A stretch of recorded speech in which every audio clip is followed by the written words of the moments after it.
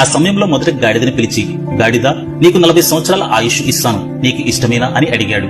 గాడిద విచారంగా, స్వామి, నేనెప్పుడూ బరువులు మోస్తూ శ్రమతో జీవిస్తాను, నాకు 40 ఏళ్లు అవసరం లేదు, 20 ఏళ్లు చాలు అని చెప్పింది.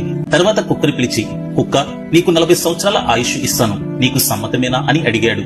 కుక్క వణికిపోతూ, స్వామి, నేనెప్పుడూ ఇంటికి కాపలా కాస్తూ నా యజమాని కోసం జీవించాలి, 40 ఏళ్లు చాలా ఎక్కువ, నాకు 20 సంవత్సరాలు చాలు అని అంది. చివరికి మనిషిని పిలిచాడు. మనిషి, నీకు 40 సంవత్సరాల ఆయుష్ ఇస్తాను, నీకు ఇష్టమేనా అని అడిగాడు. కాని మనిషి అత్యాశతో, స్వామి, నాకు 100 సంవత్సరాల ఆయుష్ కావాలి అని ఆశపడ్డాడు. బ్రహ్మదేవుడు చిరునవ్వుతో, సరే, గాడిదకు, కుక్కకు, గుడ్లుగొప్పకు మిగిలిన ఆ 60 సంవత్సరాలు నీకే ఇస్తాను, అంటే మొత్తంగా 100 సంవత్సరాలు జీవించు అని అన్నాడు. అలా మనిషి జీవితం 3 భాగాలుగా మారింది.